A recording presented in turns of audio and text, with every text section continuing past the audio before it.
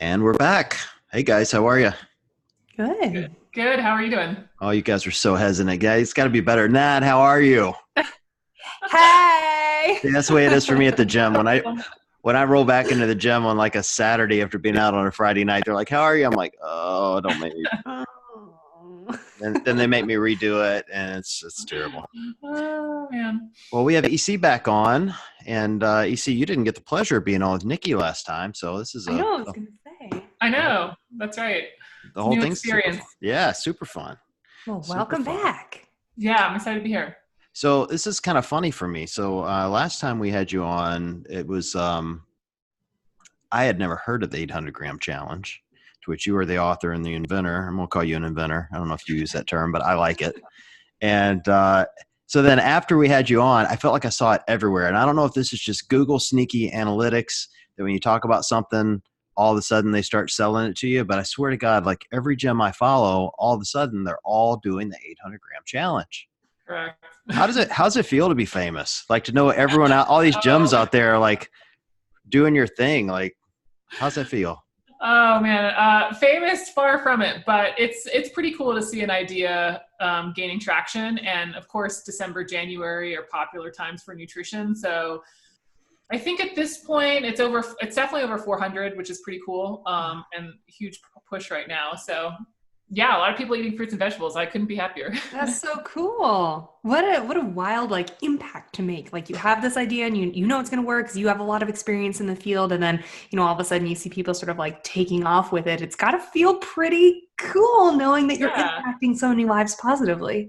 Yeah, it is fun to put an idea out there and have people respond with it for sure, right? Because you're like, well, I think this is cool. Does anybody else? Right, exactly. What do you think it is about the rest of the year that people just don't give a shit about what they look like? It's just Ugh. like January, February. What is that? Oh, they definitely do. Wait till May. You're gonna get then the summer bod, wave. But I would say there's probably the two big waves: the January wave and then the pre-summer wave. Yeah. See, I Because by kind the of end of the year, we don't give a shit. Because we know it's sweatshirt season, it's holidays. I want cookies. Like winter weight is a thing. Yeah, I mean, well, I think there is something like, you're not going to start the perfect diet in December. I don't think you have to let like a 4-week slide happen, but I also think it's just not like, let's really like buckle down and get real serious on December 15th. Right, no, exactly. no, wait, hold on. You got to back up. You're way too late in the cycle. Let me break this down for you. See, all right. First of all, you got Halloween, and that's where the candy comes out. That's where it Right. starts. All right. Your kids come home, they bring you Halloween candy, and I love a Twix bar and a Kit Kat. I am Yeah. not going to turn down either. So those are going to get eaten. And so then, you've kind of already blown it. So then you're just a couple of weeks away from Thanksgiving. Right. Might as well just ride that wave. You got, yeah, people are Yeah. bringing stuff into work. And then Yeah. Thanksgiving to Christmas is a free for all, man. Oh, yeah. It's like the Wild West of food snacks at work. It's the best.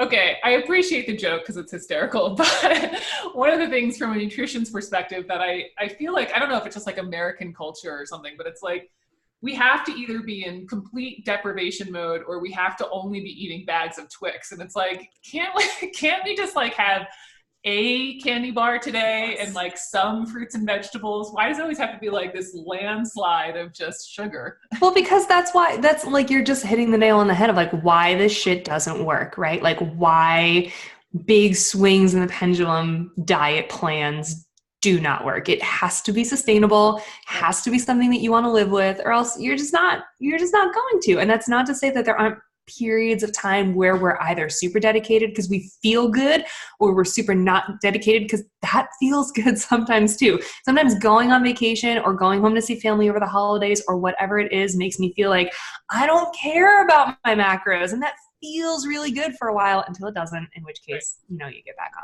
on Yeah. whatever track is sustainable and normal for you. Yeah. And eating fruits and vegetables seems like a really great way to be on a normal daily plan of food as fuel as well as delicious. Right. Well, Yeah. so let's talk about this challenge, Nikki. Let me tell you what happened. You weren't on Tell here me. last time. So last Tell me. time, EC Jedi mind tricked me into agreeing to do the 800 gram challenge, and it's a shit ton of food. And I mean, Yeah. it's a shit ton. Like Yeah. that's how much it is. You guys can look that up. That's an actual Well, unit of measurement. Oh my God. Now, hold on. Here's the thing about your whole shit ton, because I hear that you're not the first person to say that. And I've done the numbers backwards and forwards, and I have to post about this constantly because 800 grams of fruits and vegetables is only about 500 calories. And that's well less than a quarter of what you're eating every day. Well, there's gotta be high volume foods, man. Yeah, I'll give you that. I'm just telling you, it's just like it just felt like so much. And this isn't a complaint. So don't get me wrong. I'm not trying to steer people away from it. That's actually like the positive side of it for me is that, admittedly, I'm not going to say I did your diet half-ass, but that was maybe a quarter ass. And, come on, John, it's all ass or no ass. I know. But so the days I'm measuring and like really dig into it, it's not super hard. Like the measurement of it I didn't find that to be hard. And like within the first couple of days, like I had kind of figured out, how much it was like pretty quick. It's a lot of fiber. You guys can do your math on that. And it's just a lot of food. Like it's just a lot of greens and.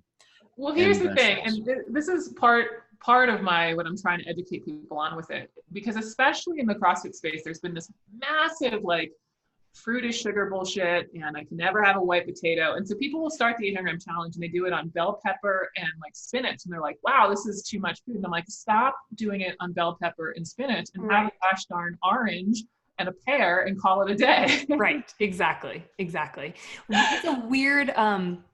a weird shift. I feel like as a community over the last few years, as CrossFit has become more popular as a lifestyle and as the diets that have sort of been associated with it have become more popular as a lifestyle, we have undergone such an evolution, right? In our thinking process. Like for a minute, it was like all eggs and bacon all the time. And like I can cook with nut flours all the time. I can bake cookies with almond flour all the time and it's totally cool and it's paleo and it's healthy. And like we forgot about moderation in things like natural sugars and natural starches and, vegetables high in carbohydrates probably would do the body good sometime because you've neglected it for so long. Right. And I think that's a really important point to point out. Like, even if you try to go high carb on the 800 gram challenge, it's really hard to do because of the natural sources. So I hope, John, that you didn't try to do it all on just low glycemic veggies.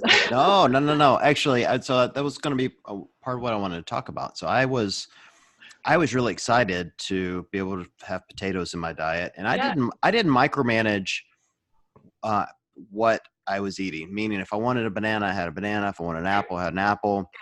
And I didn't even worry about like the rhyme or reason whether it was a fruit or a vegetable. As long as it's one of those two and it fell into 800 grams, that was my thing. What was weird for me, and this isn't a negative part, it was just I started eating less protein, which, and I didn't miss it.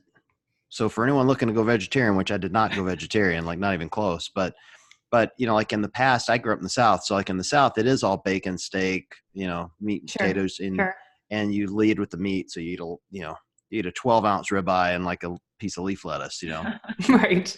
And this was like the opposite. I'd eat the entire head of lettuce and then, or, a huge bowl of fruit. And then I'd have 4 ounces of chicken or 4 ounces of steak. Right. And I gotta be honest, like I felt infinitely better. Like, I don't know how other people feel when they're carnivores. And this is not a negative on people that eat meat because I love meat, but I felt less weighed down. Like less just bloated and tired. And I felt like my energy levels were coming up, if that makes sense. I don't know if maybe because I was heavier on the fruit than because I don't like spinach, but well, no, I mean, that's, to be honest, people do lose weight on it, but by far the most popular reaction, the most common reaction is that people have better energy and better performance, and even better recovery. And no surprise, because it turns out micronutrients are used in both creating energy and recovery. But anyway, I do also think people got a little heavy-handed with the protein. And some of the numbers that I see pushed regularly, closer to 1 gram per pound body weight, I think it's way too high. And I think what ultimately happens to accommodate those levels of protein is we end up eating less of the good stuff. And so I think your shift is kind of natural. And just depending on where you were, I think it could be a better shift overall. Just I'd kind of want to compare it before and after on a more rigorous comparison before saying that. Yeah, this is not a rigorous test. We should probably throw that out there. I mean, most of this is anecdotal and not a super serious 30-day challenge. But I will tell you, like I I certainly had a lot of intent behind a lot of things I did to see how I would feel. And one that was interesting to me, I wanted to ask you about was smoothies. So, so I would freeze fruit. So I'm not using, powdered stuff. Like I would literally, I'd buy a thing of strawberries and blueberries and freeze them and then, and use those. And I would add, for the liquid, I was using almond milk, maybe a cup of almond milk. So imagine it'd be a cup of strawberries and blueberries, and then I drop a whole banana, and I'd use a little protein powder, not a lot, like maybe half a scoop, and almond milk. And it was very filling, very filling. But honestly, I would feel incredible. It was the only thing I ate on this challenge that made me feel incredibly bloated. And I couldn't decide if it was because I was adding almond milk and protein powder, and that was the ingredient that was different, or if it's just that it was frozen, or it was just so much fruit in one sitting, maybe. Yeah. There you go. And I allow smoothies on the challenge because you're drinking the fiber, and fiber's got a ton of great things, blah, blah, blah. But people will be like, oh, I feel bloated. And it's like, yeah, you just had 400 grams in one sitting and you didn't chew any of it. Yeah, your digestive system, your microbiome is trying to digest that process. You're going to be bloated. And so I do allow smoothies, and some people find them convenient and they don't find that at all. But oftentimes when people are like, oh, I feel bloated on smoothies, I'm like, yeah, you're going to go back to eating your food. That's what you're doing. What about, this is not, I don't have a ton of information on this. So I'm not asking a pointed question. I'm asking so that you can give me the information I'm missing.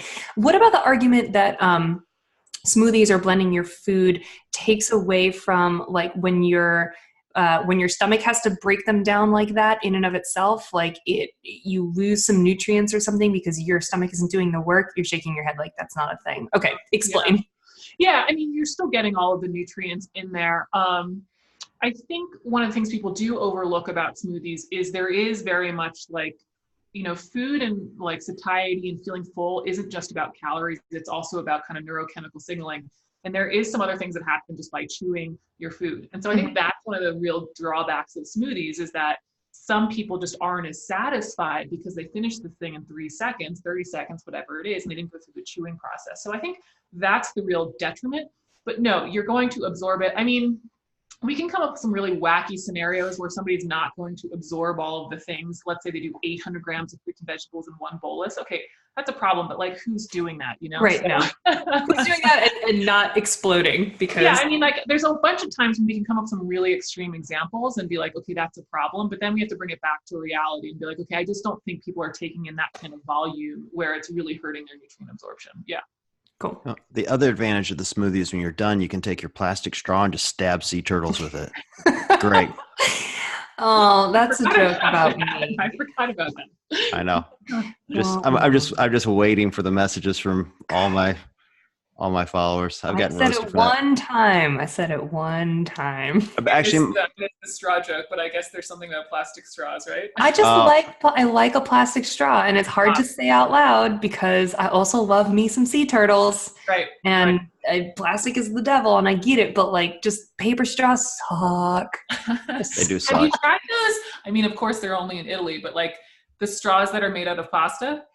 So we ordered them at work, and I think we just randomly ordered a box of pasta. We did not order pasta straws. We just ordered linguine. You ordered ziti. Totally, and tried to drink out of it. I now have reusable metal straws that I put in the dishwasher so no one can send me hate mail. But yeah, it's just pasta straws aren't paleo. You can't do that in CrossFit. That's the rule. I have this 16-year-old daughter who she's got all these high school friends, and they're all, any cause that you see on the internet, they're all in on. And look, I'm not making fun of the, saving sea life. I mean, it's a big deal and it's the right thing to do. But my youngest daughter, I had her at Chipotle, and she was getting her drink, and I went to hand her a straw. She's like, no, I can't have the plastic straw. I'm like, since when did you become an activist? And she looks around. She's like, Daddy, I don't care about the sea turtles. I just can't let my friends see it. I'm like, all right, yes, it's just peer pressure. I get it. Okay. Well, she's learning the social cues quickly. Hey, they're teenagers, teenagers. Fortunately, they don't listen to this podcast, so I didn't just out her. So perfect. But you're the second most famous dad in school. I am. You see, what's happened since you've been gone? My daughter's told me I'm the second most famous dad in their entire high school. So I'm pretty excited. And who's more famous? Machine Gun Kelly, or I guess we actually have a real star up here. So, Okay. I mean, Yeah, I use the that's star. fair. I use the term star loosely. He's a rap artist, but still, Right. he's a star to someone. So, All right, so and- I have a question. I have a question here. So for someone who goes through it half-ass or full-ass, let's just say John as an example. quarter ass. Quarter-ass, got Quarter it. ass. Someone who does the 800-gram challenge for a period of time and then wants to, I hate to say like transition back into normal eating, because really the 800 grams is a great way to develop a new lifestyle where you're focusing on fruits and vegetables first. But let's just say you want to go halfway back into some of your older habits, whatever they may be. What's the best way to sort of like reintroduce a couple different foods that you might have avoided, or find a good transition period? Because just dropping the 800-gram lifestyle and going and having a Big Mac could probably really upset your stomach for a little while, right? Yeah. Well, so the 800-gram challenge is about hitting this 800 grams of fruits and vegetables each day, but then you continue to eat whatever else you want. There's no other restrictions. So their diet, shouldn't be like this one of restriction and like, they're not eating anything but steamed broccoli. They should still be having other things in their diet. So to be honest, I pose the name as the challenge, but it's sort of like this daily challenge where you can continue it indefinitely. To be honest, I've been using it daily for more than 2 years now. Now, am I perfect every day? No, but it's sort of like, hey, what else are you eating if you're not eating 500 calories of fruits and vegetables a day? Yeah. So to me, I don't really see it as this thing where you're going to transition away from it. Do I think every day they have to be weighing and measuring? No. As John kind of said, like I kind of got the idea of how much I needed to eat to hit it, and that was fine enough. I think then it's maybe adding a protein target. That's kind of what I've called as like lazy macros, is 800-gram challenge plus protein. And I think then if they don't really have the results that they want, they can go on to something like macros, which is super exacting. But to me, it's like, I don't really know how you can argue about transitioning away from a healthy dose of fruits and veggies, especially because I don't make you cut anything out. You can still have the Big Mac and do the 800-gram challenge. Right. Just you probably won't even be hungry enough to have it because you filled up on all the good stuff first. Yeah, it's interesting. I don't find it that filling. Now I am a larger person. I am 6 feet, 180. So I am a larger person, but I average closer to 900 grams a day. And like, I still have bread in my diet, not every day, but I still have beer in my diet. It's just like, I just don't feel like it's this massive sacrifice. I admit for people transitioning from a standard American, it's going to be a big deal, but kind of like once you kind of do it, I'm like, I just don't know what else you're eating really. Right. Well, John, what else are you eating? Yeah.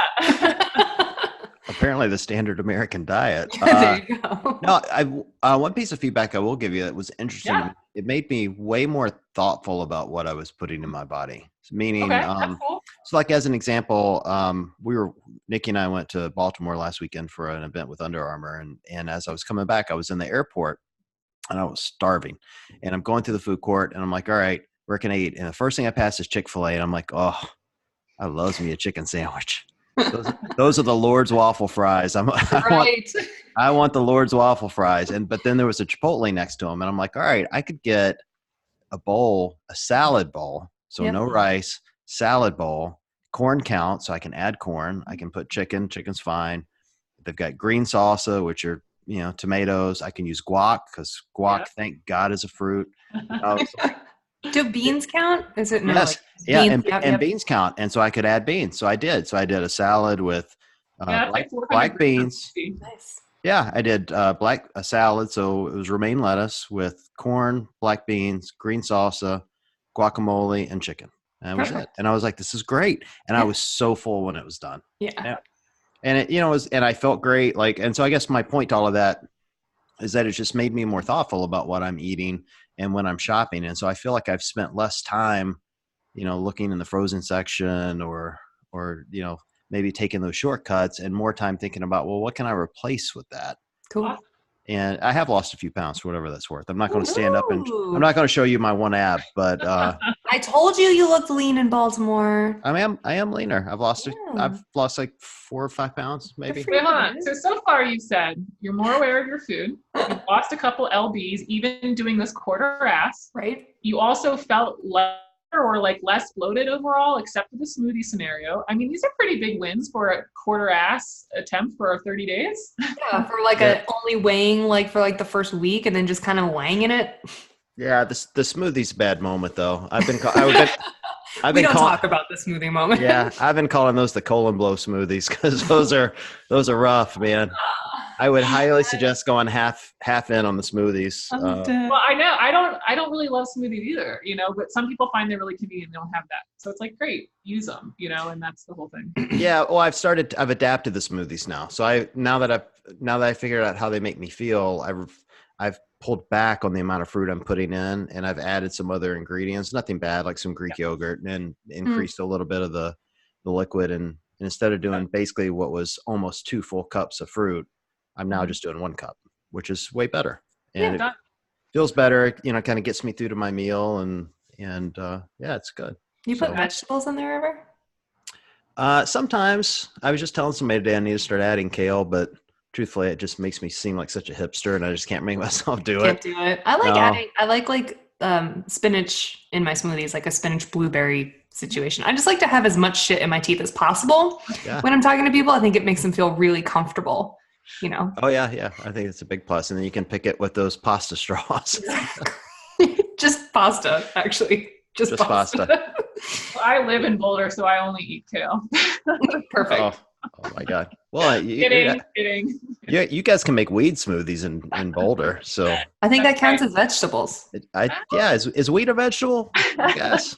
I'm going to say no, just because this is listened to by other people. Fair. I can't go on record with that. I think we've already decided that 2 people listen to this podcast, and it's our moms. Oh, okay. So pretty much safe. Okay. No, my mom won't listen because there's too much vulgarity.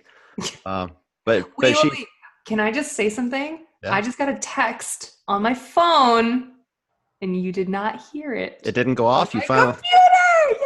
I swear to God, AC, like every podcast I do with Nikki, like it's not even a podcast until her notifications go off. I didn't know how to turn it off until this very moment. All right, let's stay focused on the guests. So I kind of started the podcast by asking like how you felt about other gyms doing this. Like, how does that feel though? Like really, like I was looking at it going, man, like all of these local gyms, there's at least 5 local gyms here in Cleveland that I follow, and I don't follow that many of them that I know are doing it. And they're kind of hardcore. Like they're posting every day. They're doing recipes. Like what kind of obligation do you feel to that? I mean, I know it's got to feel great that you're making this big impact, but does it stress you out at all? Like No, I mean, I think one of the things that Greg Glassman of CrossFit has kind of been saying about like this chronic disease epidemic. And, I just am like, yeah, I want to do anything to push the needle towards like where we need help. And I don't really care if people are eating potatoes or, beans or corn. Like we got to make an improvement. And if I can help push the needle in that direction, great. Is my voice going to resonate with everyone? No. And that's why there's a bajillion other health people all trying to do the same thing. But so, yeah, I don't think I feel stress about it. I'm like, great, we have more people eating fruits and vegetables. Keep going. Well, see, a friend of mine listened to the podcast and got on this and came back to me and goes, man, the 800 is too easy. Like what happens if you're getting to 800 and it seems like a breeze? What would you suggest for them? Yeah, I mean, believe me, I can make your diet more rigorous. I think, and that's where I was saying I would do lazy macros and exercises, this idea of adding protein to it and then potentially macros. But the other thing that I think gets lost on potentially type A personalities, especially in the CrossFit space, is the ideal diet is one where you do the least amount of work to get the results you want. Totally. And so if you're so routine with hitting 800 grams and you actually don't have to weigh it, you don't have to think about it, and just part of your day and you have the body composition performance you want, why are you thinking about nutrition? Like go, I don't know, watch Netflix. I want. Yes. Yeah, like I think there's this level of, I think, one of the things I love about CrossFitters is this proactive, hardworking bunch. Awesome. But there comes a point in time when there isn't a level of perfection or optimization to be had. You're at it, right? And so maybe you've achieved that through a bunch of hard work. Great. Don't think about nutrition. Just keep doing what you're doing and set some other weird goal you have in life, man. No. Worrying about this. We need a way to win. How do I win at this? Oh my God. Come on. I want to put my grams on a scoreboard and compare it to everyone else's. I cannot imagine that life where like it's easy for you to eat the things that are good for your body and you got the composition you want, you're performing well. What is that like? Well, I will tell you, here's something I started this week that has actually helped me be more accountable to it. So we went to this Under Armour thing, and they a couple of tools they gave us. One was their MyFitnessPal, where you log in your food. Now, I'd never used anything where I log food. Like I just kind of weigh things, look at it, just eat whatever the hell I want, you know. And look at it, look at something else. It looks like a cup. It's good enough. So the Big Mac has lettuce. It's a salad. So anyway, so we're talking to this friend of ours, EC, and he runs a YouTube page called A Beast to Beast. He's lost a couple 100 pounds. Oh yeah. I'm aware of who he is. Yep. Yeah, he's great. And his name's John David. And John and I were just talking about it. And he goes, oh, I used to use this app all the time. I don't use it much now, but I used it all the time. And so I'm like, all right, well, I'll try it to see. And like the accountability just like immediately went up to me, because all of a sudden I can see grams, calories, macros, like all right there. And like in day one, I'm like, oh man, I'm eating some shit. Yeah. It's real bad. Like I gotta, so then I started, because I did that, I'm like, all right, well, I got to start maybe cooking the vegetables differently. And so like this week I did some food prep yesterday. And so I was roasting vegetables instead of maybe sauteing them or that sort of thing. It's just kind of a really interesting add-on for anyone that chooses to do this. I would really encourage people to not only weigh and measure their food, but maybe track it as well, just as early on, at least, just to get a real sense of what you're putting in your body. Yeah. I mean, that, to be honest, I have this masterclass out, and I do kind of like this 8-week course. And the first couple weeks is the 800-gram challenge, and they track their info, and then we add protein, they track their info, and then we do macros, and they track their info. And my whole goal is for them not to track forever. But once you log the chocolate cake and you also log your cucumber slices, you very clearly realize what is the problem in your diet. And it's only that process, which people are like, oh, you can tell them all the time, chocolate cake isn't what you should be eating. But until they have to like see the numbers tick down, it becomes very clear what the problem in the diet is. Right. Yeah. I just like that there are steps. There's like a progression that you can go as in the weeds as you want to. Like you can either just get your 800 grams in because that is what you need. And if that is the first step or the only step that you want to take, like totally cool. Not a problem. Like you said, like you're moving the needle. You're doing something healthier for yourself than you otherwise would have. And then if you want to track, like those apps are really helpful. I personally find them really helpful when I'm in the right mindset, which is not on December 15th. But when I'm in the right mindset, like super helpful, because you're right. Like I can see it and the accountability is there, and it's just a teaching tool. It's really helpful to understand when I want to cheat, I can totally cheat, but what exactly am I doing to my body? It's not a problem. Like I'm not going to get down on myself. It's just, I'm armed with the knowledge. And it's that simple. And I really like that you are encouraging people to do what works for them and as much as works for them. And there's no hard and fast rule. Like you must know every macro every day. Like, you know, and if you they haven't worked with anybody if that's their role. Well, I haven't actually worked with a human yet. there are some programs that'll say, and people who are quite dedicated, which I think is really cool. Like if you really want this exact result, here's the plan that you're going to be on for the next 4 months, 6 months, year, whatever it may be. And that's cool. And I think that there are plenty of people that works for. That even works for me sometimes when I'm particularly dialed in. But when I'm not, like I said before, it's a lifestyle. And I really like that you're supportive of all different levels of intent, put it that way. Yeah, I mean, I think, you know, I obviously was a coach for a long period of time with CrossFit, and it's like, you have to meet people where they are, you know, and a lot of nutrition success is figuring out how to make them successful, right? And that's why my baseline 800-gram challenge has no restrictions. Like, let me tell you how to make somebody fail. Tell them what they can't eat. I mean, totally. You don't have to work with that many people before you're like, well, this isn't working.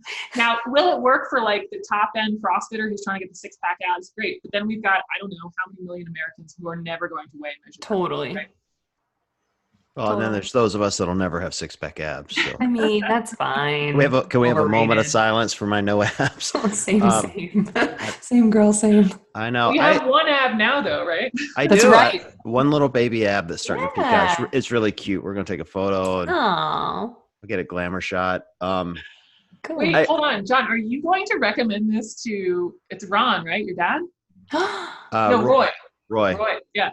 Yeah, they're kind of on a similar track now, but yeah, I'll recommend them to take a look at it. I mean, they're I would describe them on kind of a paleo-esque. Okay, so like they're kind of a combination of keto and paleo. They're doing a lot of vegetables, a lot of fruits. Good. Probably not as much fruit as I would like to see them do. Like I think they're still a little scared of it. You know, they're falling into that early crossfitting trap of too much sugar, you know, even natural sugar is bad for you, and I'm trying to explain it to them, but it's baby steps. Yeah.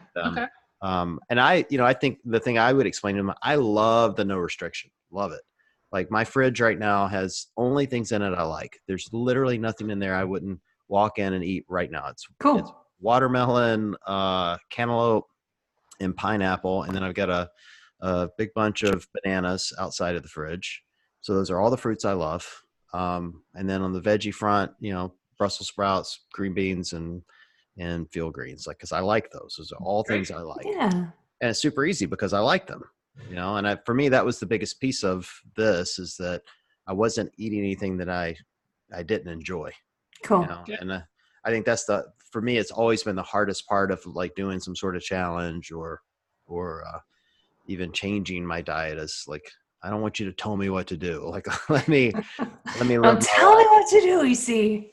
Yeah. And this has allowed me to live my life, by making some subtle, changes in the way I set it up. So I just tell myself, all right, eat these first, and then you can have anything else. And so I got to get to 800 grams, and it's a hell of a lot harder than I thought it would be.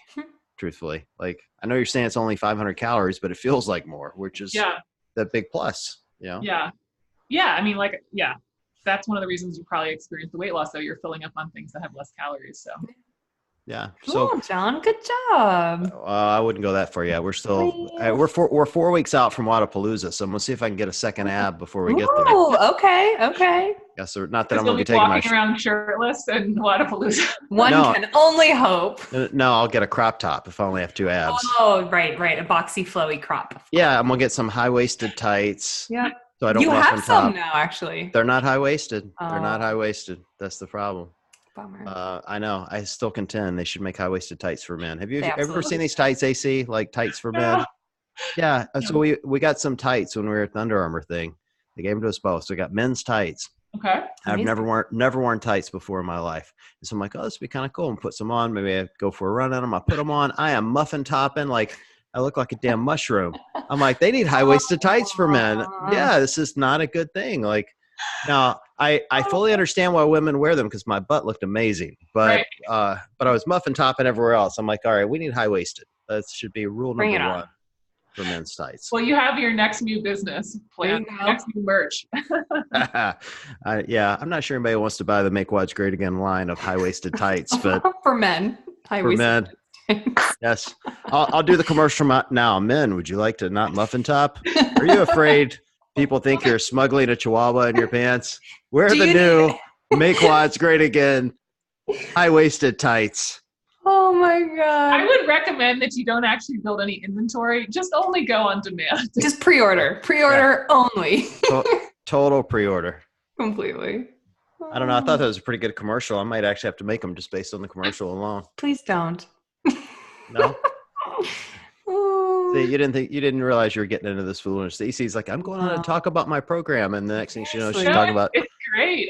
You've already crushed it. You've already recommended you weren't really that warm about it. You're like, kind of did it half-assed. And then you have like these 3 things that are awesome. I'm like, right, the greatest results. It's like, okay, I'll take all of that. That's great. Yeah, no, well, I would say, like, I do believe, had I not been, because you got to keep in mind too, like, we did a trip. I did 2 trips during this. Right. Like, so I was traveling a couple of times. I went home to Mississippi to see my parents, which is tough because there's lots of biscuits and gravy in Mississippi. And then we took the trip to Baltimore, and then, I got work, people were bringing in crap all the time to work. Like, it's hard. And so I wouldn't say that this was like the best 30 days diet I've ever done. Like, the diet is great. I didn't put in my best effort. There it is. Yeah. That's my point. Like, you didn't get my best effort, but I still got good results. And so, like, I'm sitting there going, man, like, if I could give it a good 30 days, like a real hardcore 30 days, what would it give me? Yeah. So, I guess that would be my suggestion to people, is go do what I don't have the guts to do. And I'm still 30 days from Wadapalooza. So you have a chance, man. You have a chance. I have a chance. That's right. Saying there's a chance. I know. So, you see, what is next for your, like, what's the evolution of this going to look like going forward? Yeah, I'm actually trying to work to get this a little bit more mainstream. Different platforms, also getting into more mainstream clubs, that type of distribution. I love the CrossFit community. They're my jam. They're my people. But I do think the 800 gram challenge is something that could be mainstream, US. It doesn't require kind of the same level of fastidious diets that sometimes are popular with a more CrossFit bunch. Totally. And everyone will benefit. Like it's such a simple way to get people on board just to get toward a better, more nutritious lifestyle. So yeah, I think that would be a great idea. Cool. Yeah, just to have it be part of a, commonplace at your local gym or whatever would be awesome. Yeah. See, I think now Nikki and I are going to steal your idea, and we're going to do the 801 gram challenge. Oh, you thought hers was healthy. You just wait and see what that extra gram does for you. Yeah, yes. I've already heard that too.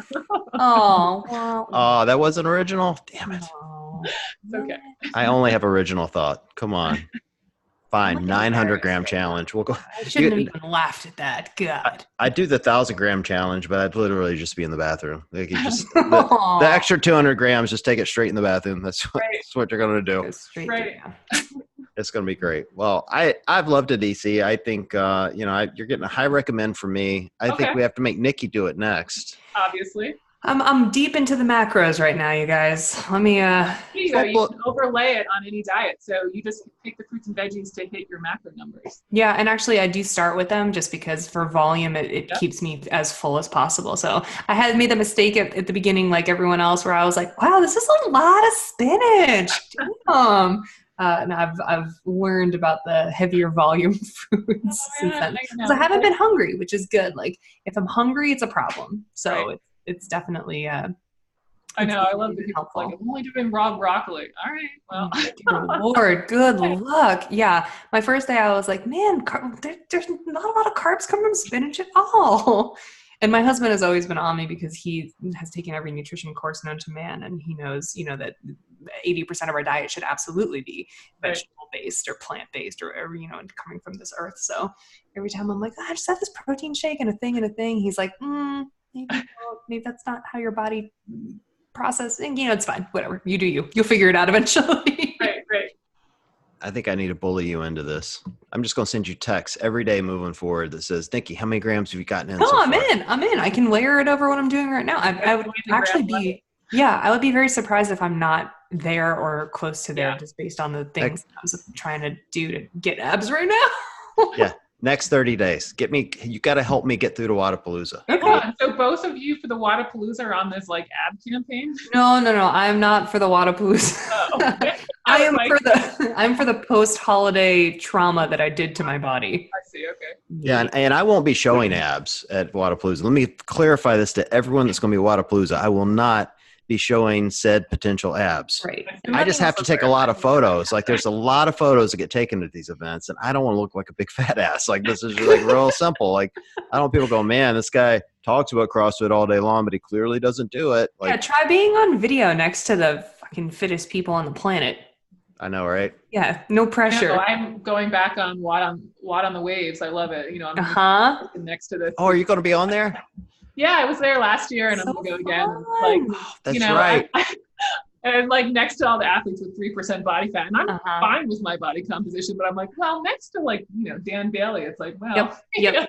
Well, I'm with you. I'm like, I look all right for a regular person. Like, I got no problem with this. And then I like watch back a broadcast from one of the sanctionals and I'm like, oh God. So EC, I forgot about this. This is what a small world CrossFit is. So after you were on last time, Zach Layton messaged me. Oh, cool. And goes, oh my God, you had EC on. We love her.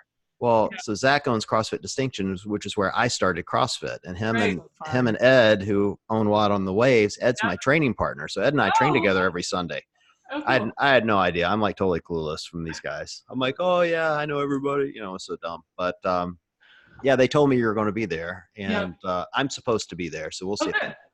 But hey, don't count on it. Well, that's going to be your ab picture taking. There you go. That's where it'd be totally appropriate for you to have abs out to the world. No, now I don't want to go because I'm going to be sitting there drinking all my grams, and he's going to be looking at me like that lying son of a bitch. He told me it was 800 grams, and he's eating a hot dog and drinking whiskey. I'm like, okay. 800 grams of beer. Yeah. Also, that's not a combination I would normally have. I'll just throw that out there. I don't do hot dogs, and whiskey. That was the first thing that came to mind. That was the first thing that came to mind. I don't know why. It's not my normal combo. Also not really cruise food, but whatever. Hey, they might have a lot of hot dogs on this cruise. You don't know. You just don't know. Don't know. Okay, no, but well, Watt on the Waves raved about you for whatever that's worth. So yeah, it was a ton of. I was actually it was a great experience because I was like, going to give these 2 nutrition seminars. I'd never done this cruise before, all this stuff. I was like, who's going to nutrition seminar on like a cruise, right? Like, isn't that like the antithesis of cruises? So I was like, I'm going to get 10 people. And then one of the organizers was like, yeah, you got 350 of each. Oh, Nice. Oh, shit. So it's a great Cool. group because it's like people and then they have all these gym classes. So people go to like 6 classes in the morning, then they come to, so it's like, it's the total CrossFit bunch. That's a ton of fun. That's awesome. Oh man. Well, see now Sounds like a good time. I have such mixed feelings now. Like I really want to go to hang out with you. And then there's part of me that's like, I don't want to go because I don't want you to watch me eat. Like it's just, I got to think about this. I got to totally have to think about it. I have more to do in the day than just watch you eat, John. No, you don't. Sit there and watch me eat. There's also like 3,000 people on the boat. Like I'm only not going to be following you. No, you're going to. Everyone just follows me. See, the whole world is just about me. Come on. I mean, after I get my picture with you, I'm going to let you go. I'll see you later. No, you're ruining my ego now.